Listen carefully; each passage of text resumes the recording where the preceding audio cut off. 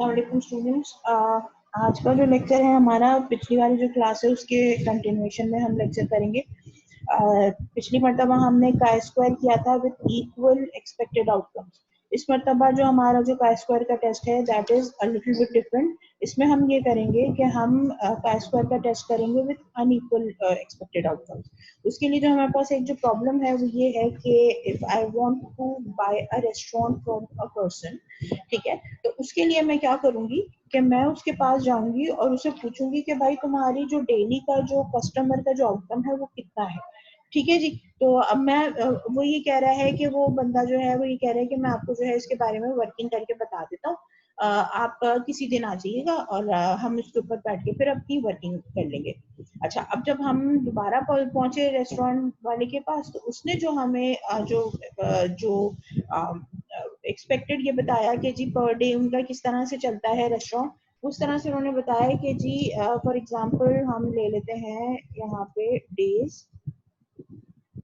ठीक है, और डेज में आ जाएगा आपके पास Monday, Tuesday, Wednesday, Thursday, Friday, Saturday और ये संडे को क्लोज रखते हैं। ठीक है जी। तो इन्होंने जो जो एक्सपेक्टेड जो परसेंटेज बताई कि जितने कस्टमर्स इनके पर डे के हिसाब से आते हैं तो एक्सपेक्टेड परसेंटेज कुछ इस तरह से उन्होंने बताया कि मंडे को 10% जो आपका जो टोटल है मतलब जो कस्टमर्स आते हैं रेस्टोरेंट में 10% जो है वो मंडे को आते हैं, 10% ट्यूसडे को आते हैं।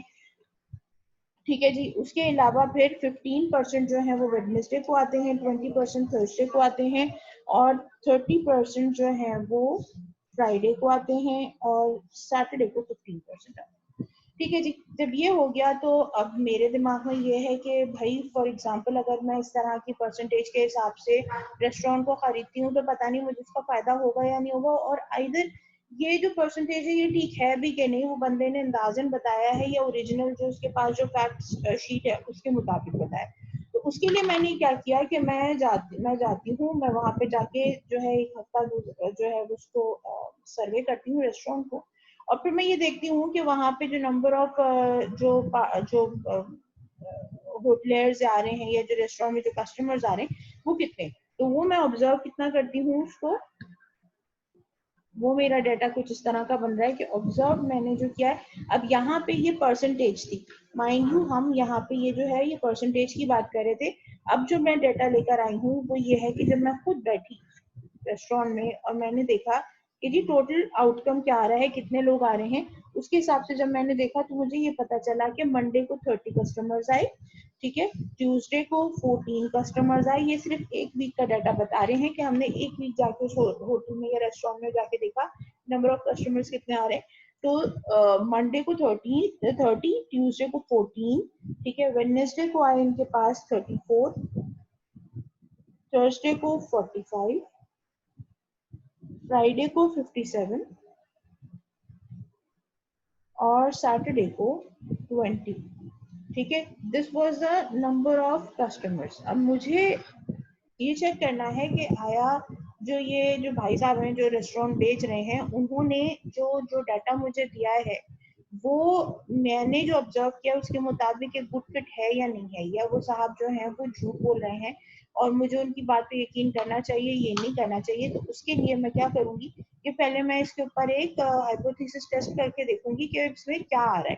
ठीक है जी। तो ऑब्जर्व जो ये हमारे पास जो टोटल आ रहा है ये आ रहा है 200, यानी एक वीक में 200 कस्टमर्स इस रेस्टोरेंट के अंदर आए। ठीक है जी। अब ऑब्वियसली बात है इस 200 के हिसाब से मैं क्या करूंगी कि जो एक्सपेक्टेड नंबर है लोगों का वो निकालूंगी, क्योंकि हमने क्या किया था अभी जो जो चीज डिस्कस हुई वो ये कि ये जो नंबर आया है वो आया है 10%।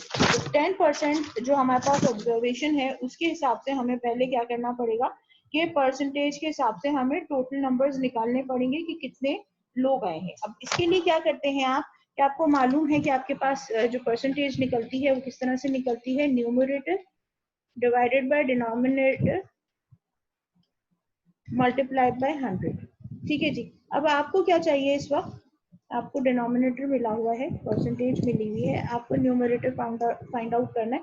इसके लिए आप क्या करेंगे, percentage multiplied by denominator that would be divided by 100। तो आपके पास इसकी परसेंटेज की जो न्यूमरेटर वैल्यू है ये सारी आ जाएगी। तो अगर हम ये करते हैं कि फॉर एग्जांपल 10% निकालना है हमें, ठीक है, तो 10% को मल्टीप्लाई करेंगे हम डिनोमिनेटर दैट इज 200, और उसको फिर जब इससे डिवाइड करेंगे तो हमारे पास जो वैल्यू आएगी वो क्या आएगी, 2 10 20।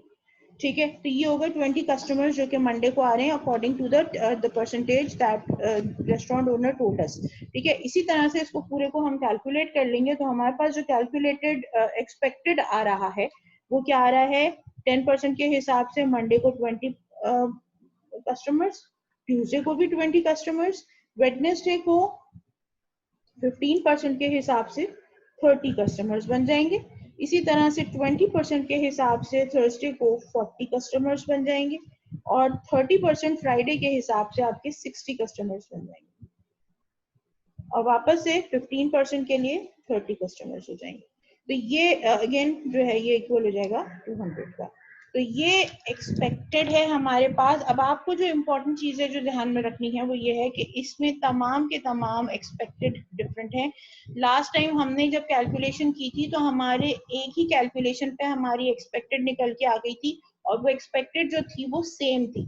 यहाँ पे हर मर्तबा जो एक्सपेक्टेड है वो चेंज है। अब हम इस डाटा को सामने रखते हुए क्या करेंगे, हाइपोथेसिस टेस्टिंग करेंगे। वही जो हमारा जो स्टेप वाइज जो मैकेनिज्म है उसको करेंगे। सबसे पहले आपने क्या करना है जी, स्टेप नंबर 1,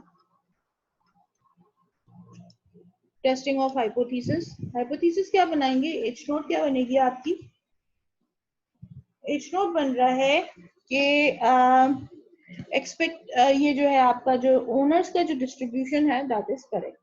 तो जैसे मैंने आपको बताया था कि हम इसको जो है वो मैथमेटिकल इक्वेशन के तौर पे भी नल हाइपोथेसिस को लिख सकते हैं, लेकिन आप चाहें तो उसको वर्डिंग्स में भी लिख सकते हैं। यहाँ पे हम लास्ट टाइम हमने जो है वो मैथमेटिकल इक्वेशन लिखी थी, तो इस मर्तबा जो है हम इसको जो है वो वर्ड्स में लिख लेते हैं कि जी owners distribution for customers is correct. यानी जो जो डेली के जो आ रहे हैं कस्टमर्स आ रहे हैं वो तकरीबन उसी परसेंटेज की लगभग में आ रहे हैं जितना कि ओनर ने बताया है। ठीक है जी। एच ऑल्टरनेटिव हाइपोथेसिस आपकी क्या होगी, इट्स नॉट करेक्ट। ठीक है जी, पहली चीज तो आपके पास ये आ गई। इसके बाद फिर आपको मालूम है कि स्टेप नंबर 2 में आप क्या करते हैं कि कंप्यूट करते हैं। आपकी जितनी भी जो वैल्यूज हैं उसके लिए आपको काय स्क्वायर को कंप्यूट करना पड़ता है। और आपको मालूम है काय स्क्वायर का जो फॉर्मूला है वो क्या है, समेशन करेंगे, यानी जितनी भी वैल्यूज हैं उनको आपस में बाद में सम करना होगा। ऑब्जर्व माइनस एक्सपेक्टेड का स्क्वायर डिवाइडेड बाय एक्सपेक्टेड। ठीक है, फॉर्मूला एज इट इज वैसी का वैसी चलेगा। अब आपके पास जो वैल्यूज हैं वो आपको मालूम है, ऊपर हमने देखी थी ये सारी वैल्यूज, उन्हीं को दोबारा से पुट कर रहे हैं हम। जो पहली मंडे की जो वैल्यू है वो क्या बनेगी, ऑब्जर्व इज 30। ठीक है जी, माइनस करेंगे एक्सपेक्टेड से 20, इनका स्क्वायर निकालेंगे और उसको डिवाइड कर देंगे आउट ऑफ 20। इसी तरह से तमाम वैल्यूज को लिखते चले जाएंगे। ये कुछ इस तरह से बन रहा है आपके पास डाटा कि 30 माइनस 20 का स्क्वायर ओवर 20, इसको प्लस करेंगे। जो सेकेंड वैल्यू थी वो थी 14 माइनस 20 का स्क्वायर डिवाइडेड बाय 20, फिर इसको प्लस करेंगे। जो नेक्स्ट वैल्यू थी आपके पास वो है 34, यहाँ पे आप देख भी सकते हैं। ये हमने मंडे और ट्यूसडे का लिख दिया है, वेडनेसडे में आइए तो ऑब्जर्व 34 है, एक्सपेक्टेड 30 है। फिर याद रखिएगा थर्सडे को 45 है और एक्सपेक्टेड, ऑब्जर्व 45 है, एक्सपेक्टेड 40 है। ठीक है जी, तो 34 माइनस 30 स्क्वायर ओवर 30 प्लस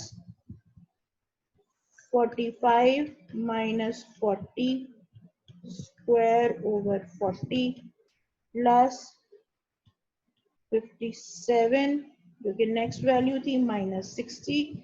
यह है कि फ्राइडे का डाटा था, ये आप देख सकते हैं। फ्राइडे का डाटा है 57 ऑब्जर्व एक्सपेक्टेड 60। फिर इसी तरह से सैटरडे को है 20 ऑब्जर्व 30 एक्सपेक्टेड। ठीक है जी, इसको हम यहाँ पे पुट कर रहे हैं वैल्यूज को, और उसके बाद फिर हम इसको कैलकुलेट करेंगे। 20 माइनस 30 स्क्वायर एंड 30। अब इसको अगर हम सिंप्लीफाई करते हैं तो ये आपके पास आ रहा है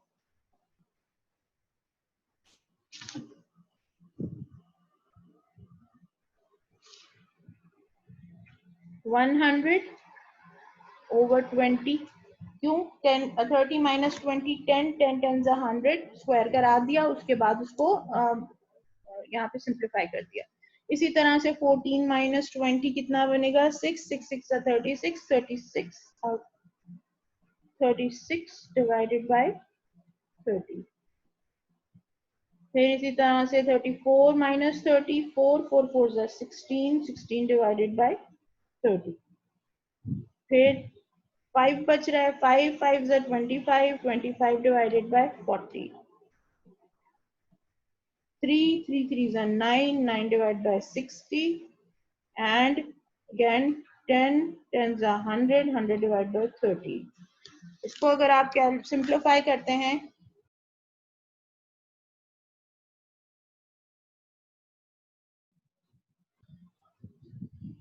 इनको जब आपस में कैलकुलेट करके प्लस करेंगे तो आपका आंसर आएगा 11.44।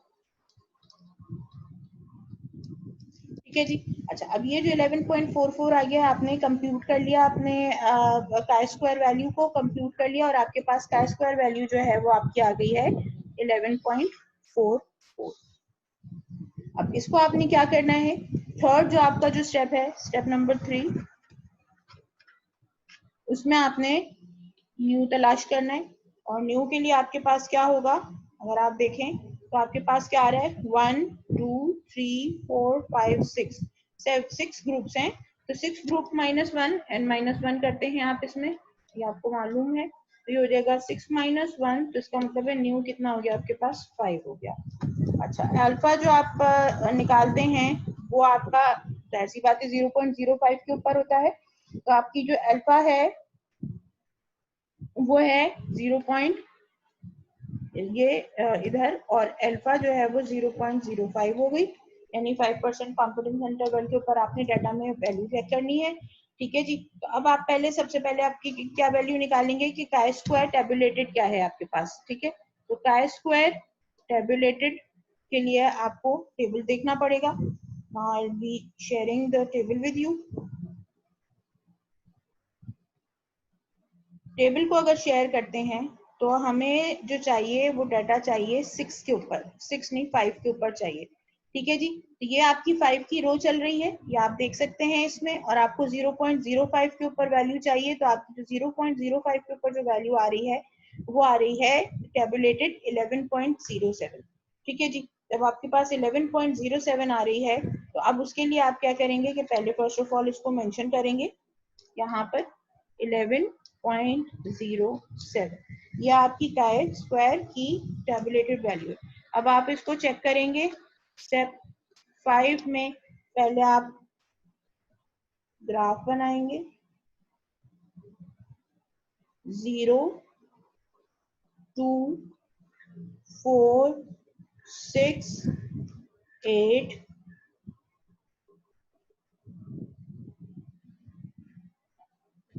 10 and this is 12 and so on and so forth।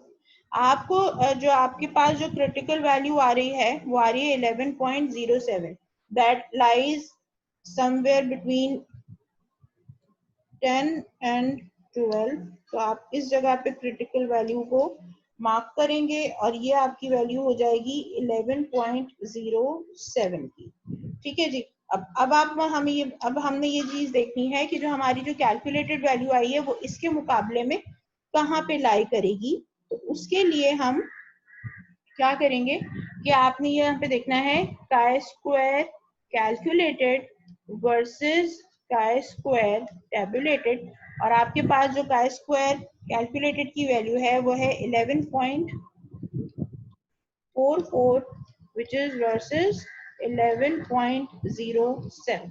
11.07 जब जीरो की तरफ से शुरू करेंगे तो ऑब्वियसली 07 के मुकाबले में 0.44 जो है वो बड़ा है, तो वो ऑब्वियसली कहाँ लाई करेगा, आपके क्रिटिकल रीजन में लाई करेगा, यानी जो आपका जो रिजेक्शन रीजन है उसके अंदर लाई करेगा, और ये आ गया आपका 11.44। इसका मतलब आपका जो स्टेप 6 है जिसमें आप इन्फेरेंस बनाते हैं, उसमें आप क्या लिखेंगे कि जी जो जो रेस्टोरेंट का जो ओनर था उसने जो कुछ भी बोला है उसकी डिस्ट्रीब्यूशन जो है वो एक्सेप्टेबल नहीं है, क्योंकि the number of customers coming to the restaurant per day is significantly different from the number of customers he has expected to be coming per day. ठीक है जी, तो इस हिसाब से आपकी जो है वो नल हाइपोथेसिस रिजेक्ट हो जाएगी और ऑल्टरनेटिव हाइपोथेसिस एक्सेप्ट हो जाएगी। अब यहाँ पे अगर हम वापस अपनी हाइपोथेसिस के ऊपर जाएं तो हमारी जो हाइपोथेसिस थी वो क्या कह रही थी कि नल हाइपोथेसिस कही थी ओनर्स डिस्ट्रीब्यूशन इज करेक्ट, हमने इसको रिजेक्ट कर दिया, इसका मतलब ये करेक्ट नहीं है। तो ऑब्वियसली जब करेक्ट नहीं है तो हमारा जो ऑल्टरनेटिव था वो नॉट करेक्ट का था, तो ये एक्सेप्ट हो जाएगा। Is that clear? यहाँ तक बात समझ में आ गई है? ठीक है, अब एक और एग्जाम्पल है जो अब हम करेंगे। इसमें एक फेयरली कॉमन एग्जांपल है, हम टीचर्स हैं ऑब्वियसली, तो हमारे आगे पीछे हम टीचिंग के पॉइंट ऑफ व्यू से काफी सारी चीजों को देख रहे होते हैं, उनमें क्या है क्या नहीं है वो चेक कर रहे होते हैं। अब यहाँ पे जो एक और एग्जांपल हम डिस्कस कर रहे हैं फिलहाल, उसके हिसाब से हम बात करेंगे कि एक यूनिवर्सिटी है, जैसे कि लास्ट टाइम भी मैंने एग्जांपल की थी कि एक यूनिवर्सिटी है, उसमें 154 या 156 जो है टीचर्स हैं। अच्छा, डिफरेंट डेजिग्नेशंस में जो टीचर्स की तादाद है वो हमने देख लेनी है, और उसके बाद जो है वो हमें ये जो चीज चेक करनी है, उसके लिए सबसे इम्पोर्टेंट चीज क्या है कि all the universities here are under HEC guidelines. ठीक है जी, और HEC की गाइडलाइन क्या कहती है कि जो नंबर ऑफ टीचर्स अपॉइंट करने हैं वो कुछ एक मखसूस तादाद है जिसके हिसाब से अपॉइंट करने। तो हम अगर कैडेट की बात करते हैं तो हमारे पास आ जाते हैं professors, associate professors, assistant professors and lecturers। HEC का जो अभी तक जो गाइडलाइन है, जो अपॉइंटमेंट गाइडलाइन है, उसमें लेक्चरर से नीचे की कोई पोस्ट उन्होंने स्पेसिफाई नहीं की है। ठीक है जी, तो अब हमारे पास जो है जो नंबर है वो जो परसेंटेज है, जो HEC की तरफ से जो गाइडलाइन परसेंटेज है जिसके हिसाब से टीचर्स को अपॉइंट करना है, वो प्रोफेसर्स की है 10%, यानी एक फैकल्टी में 10% प्रोफेसर्स होने चाहिए, 20% एसोसिएट प्रोफेसर होने चाहिए, 30% असिस्टेंट प्रोफेसर होने चाहिए और 40% जो है वो लेक्चरर होने चाहिए। ऑब्जर्व्ड जो वैल्यू थी हमारे पास, यानी हमने जो एक पर्टिकुलर यूनिवर्सिटी देखी जिसके अंदर 156 टीचर्स थे, सॉरी ये स्क्रीन आगे चला गया, 156 जो टीचर्स थे उनके हवाले से जब हमने टोटलिंग करके देखा, जो ऑब्जर्वेशन आई वो किस तरह से आई कि उस यूनिवर्सिटी में 40 लेक्चर प्रोफेसर्स थे, 46 जो है एसोसिएट प्रोफेसर्स थे, 51 असिस्टेंट प्रोफेसर्स थे और सिर्फ 19 लेक्चरर्स थे। ठीक है जी, अब हमको क्या करना है, हमें ये करना है कि अगेन हमें ये चेक करना है हाइपोथेसिस लगा के कि is the university basically recruiting the teachers according to HEC guideline or not। ठीक है जी, उसके लिए हमने जो है वो काई स्क्वायर टेस्ट करना है, और जैसे मैंने आपको बताया कि सबसे पहले आप जो है एक्सपेक्टेड का नंबर निकालेंगे। 156 आपका टोटल है, ठीक है जी, तो उसके हिसाब से जैसे मैंने आपको अभी थोड़ी देर पहले बताया था, आपने वो परसेंटेज के हिसाब से कैलकुलेट करना है, और कैलकुलेट करके जो हमारे पास एक्सपेक्टेड वैल्यूज आ रही हैं, एक्सपेक्टेड वैल्यूज जो आ रही हैं वो क्या आ रही हैं कि प्रोफेसर 16 होने चाहिए 10% के हिसाब से, 31 एसोसिएट प्रोफेसर होने चाहिए एक्सपेक्टेड के हिसाब से, 51 आपके पास होने चाहिए, सॉरी 47 होने चाहिए, सॉरी ये जरा सा गलत हो गया, 47 आपके पास जो है वो टीचर्स होने चाहिए, कौन, असिस्टेंट प्रोफेसर्स, और उसके बाद जो है लास्ट में आपके पास आते हैं लेक्चरर्स, और लेक्चरर्स की तादाद होनी चाहिए 62। ठीक है जी, ये सिर्फ 156 टीचर्स हैं, उनका डिस्ट्रीब्यूशन हम बात कर रहे हैं। ठीक है, अब ऑब्वियसली इस टेस्ट को अगर हम रन करते हैं तो ये जो टेस्ट रन होगा ये किस तरह से रन होगा कि सबसे पहले आपके पास आ जाएगा, वही अगेन स्टेप 1 की बात कर रहे हैं हम, हाइपोथेसिस टेस्टिंग है, नल हाइपोथेसिस क्या बनाएंगे और अल्टरनेटिव हाइपोथेसिस क्या बनाएंगे। थोड़ा सा अगर दिमाग लड़ाएं तो सिंपल सी बात यह है कि हम आसानी से ये बना सकते हैं कि जी observe teachers in uni is equal to HEC recommendation।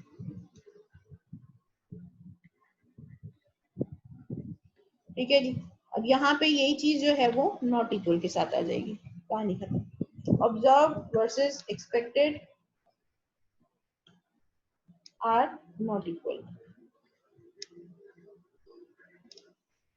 अच्छा, इसके बाद फिर आपके पास जो स्टेप 2 है अगेन वो वही है, कंप्यूट वेरिएबल।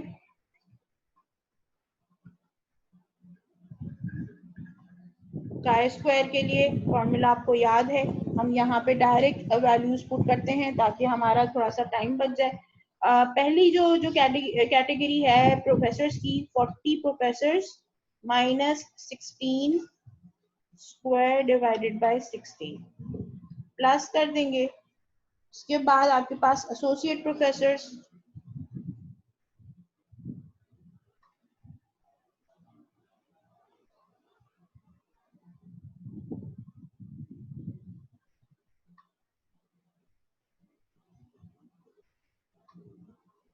एसोसिएट प्रोफेसर्स के लिए है आपके पास 46 minus 31 expected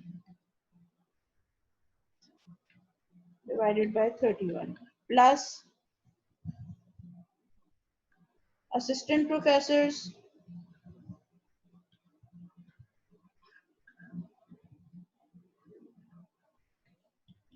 and then lecturers। तो जब हमने सिंप्लीफाई किया तो हमारे पास जो वैल्यूज आई वही 36 प्लस 7.258 प्लस 0.34 प्लस 29.8। आप इसको कैलकुलेट करके देख भी सकते हैं कि ये वैल्यूज ठीक हैं या नहीं है। जो टोटल कैलकुलेटेड वैल्यू आई है वो आई है 73.4। ठीक है जी, तो अब आपके पास जो chi स्क्वायर वैल्यू आ रही है कैलकुलेटेड वो कितनी आ रही है 73.4। अच्छा, एक बात याद रखिए कि chi square value calculated value जितनी ज्यादा होगी, अगर वो तकरीबन 10 को क्रॉस कर रही है तो ये मतलब आप पहले ही प्रिडिक्ट कर सकते हैं कि जी नल हाइपोथेसिस जो है वो रिजेक्ट हो जाएगी। क्यों? इसलिए कि chi स्क्वायर वैल्यू जितनी छोटी होगी उतनी जो है एक्सेप्टेंस रीजन के अंदर आएगी, और जितनी बड़ी होगी उतनी एक्सेप्टेंस रीजन से बाहर चली जाएगी। नंबर ऑफ जो ग्रुप्स हैं वो अगर तो बढ़ते चले जाते हैं तो फिर जो है वो नॉर्मल डिस्ट्रीब्यूशन की तरफ जाने के कुछ चांसेस बनते हैं, लेकिन चूंकि आपके पास नंबर ऑफ ग्रुप्स जो हैं वो फाइनाइट हैं और बहुत ही थोड़े हैं, तो उसकी वजह से ऑब्वियसली ये इसके जो है नल हाइपोथेसिस के रिजेक्ट होने के चांसेस बहुत ज्यादा है। इसका मतलब ये है कि यूजुअली जो यूनिवर्सिटी है वो रिक्रूटमेंट के ऑर्डर्स को, जो HEC का जो क्राइटेरिया है उसको सामने रखते हुए रिक्रूटमेंट्स नहीं कर रही है, जो कि हम अभी आगे चेक करेंगे कि क्या वाकई ऐसा है या नहीं है। स्टेप नंबर 3 में आपने डिग्री ऑफ फ्रीडम निकालना है जो कि n-1 है, और n जो है नंबर ऑफ ग्रुप्स हैं। अगर हम अपनी इसको डाटा को देखते हैं तो इसके अंदर हमारे पास कितने ग्रुप्स हैं, 4 ग्रुप्स बन रहे हैं। इसका मतलब है कि 4 - 1 विच इज 3।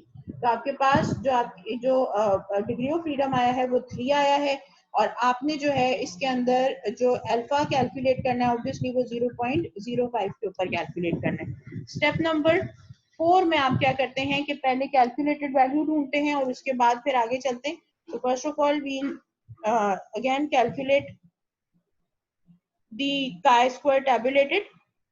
अच्छा जी, अब अगर ये आप टेबल को गौर से देखें तो आपके पास 3 डिग्री ऑफ फ्रीडम था न्यू, ठीक है जी, 3 की रो में चलते जाएंगे और उसको हम देखेंगे जाके 0.05 के ऊपर।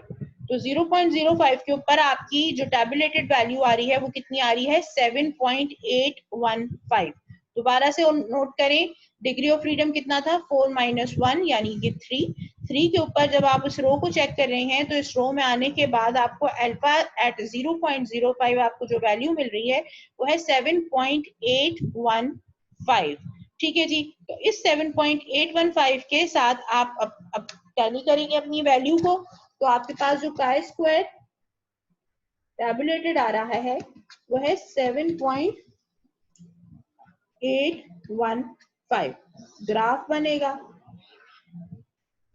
ठीक है जी, 0 2 4 6 8 10 12 से फॉर एग्जांपल आपकी वैल्यू आ रही है 7.815 यानी लगभग 7.8 इस साइड पर। यहाँ पे अगर आपकी वैल्यू आ रही है क्रिटिकल वैल्यू, ठीक है, ये आपकी वैल्यू बन गई 7.815, ठीक है, और यहां से पूरा का पूरा जो है ये रिजेक्शन रीजन स्टार्ट हो जाता है। अब जब आप इनको आपस में जब टैली करेंगे, कैलकुलेटेड वर्सेस काय स्क्वायर टेबुलेटेड, तो आपके पास है 73.4 वर्सेस 7.815। बहुत ज्यादा ड्रास्टिक चेंज है। ऑब्वियसली बात है आपके रिजेक्शन रीजन में वैल्यू लाई कर रही है 73.4, that means your null hypothesis is again rejected. यहाँ पे इसका मतलब ये है कि observe teachers in the university are not according to HEC recommendation recruited. यानी इसका मतलब ये है कि HEC जो यूनिवर्सिटी है वो बेसिक जो लॉज हैं जो रिक्रूटमेंट के उनको बाईपास करके जो नंबर ऑफ जो टीचर्स हैं उनको गलत तरीके से अपॉइंट कर रही है। That is the conclusion of your test. तो आप ऑब्वियसली स्टेप नंबर जो 6 होगा उसके अंदर आप इसको अपने इन्फ्लुएंस को बाकायदगी के साथ लिख सकते हैं। कैलकुलेटेड जो है वो ग्रेटर आई है as compare to tabulated value, ठीक है जी। अच्छा, अब यही जो डाटा है से फॉर एग्जांपल मैं इसको SPSS पे चेक करना चाह रही हूँ, तो SPSS पे चेक करने के लिए हम इसके लिए क्या करेंगे, वापस से हम चलते हैं SPSS की विंडो के ऊपर। एग्जैक्टली यही डाटा अगर हम SPSS में डालते हैं तो क्या होगा,